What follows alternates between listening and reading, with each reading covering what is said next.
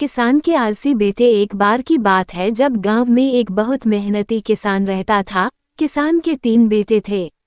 वैसे तो तीनों बेटे बड़े ही तंदुरुस्त और हटे कटते थे, लेकिन बड़े ही आलसी थे।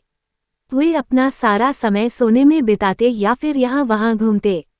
किसान बूढ़ा हो रहा था, जिसके कारण उसे अपने तीनों बेटों की बड़ी चिंता होती थी कि उसकी मृत्यु के बाद उसके बच्चे अपना और अपने परिवार का पालन पोषण कैसे करेंगे। किसान अपने तीनों बेटों को बार बार समझाता था कि उन्हें किस तरह से खेत में मेहनत करके फसल उगानी चाहिए ताकि वो भी धन कमा सके, लेकिन तीनों बेटे नहीं समझते थे।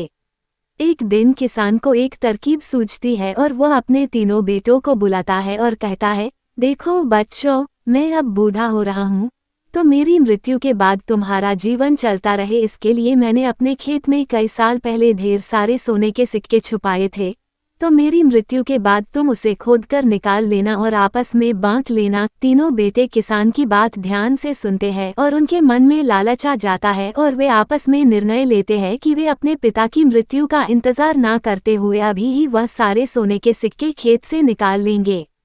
अगले दिन तीनों बेटे बिना अपने पिता को बताए सुबह सुबह ही खेत की तरफ निकल जाते हैं और खेत पहुंचकर तुरंत खुदाई करना शुरू कर देते हैं।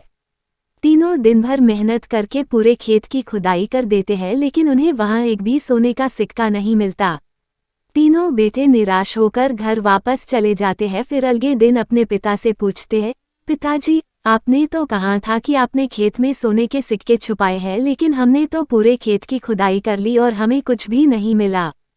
किसान अपने बेटों की बात सुनकर मुस्कुराता है और उन्हें कहता है, अरे, तुमने अभी ही खेत की खुदाई कर दी, चलो ठीक है, अब तुमने खुदाई कर ही दी है तो उसमें हम बीज भी बो देते हैं। पिता की बात सुनकर तीनों बेटे समझ जाते हैं कि उनके पिता उन्हें क्या समझाना चाह रहे हैं और वे उस दिन से रोज अपने पिता के साथ खेत में जाते और खूब मेहनत करते।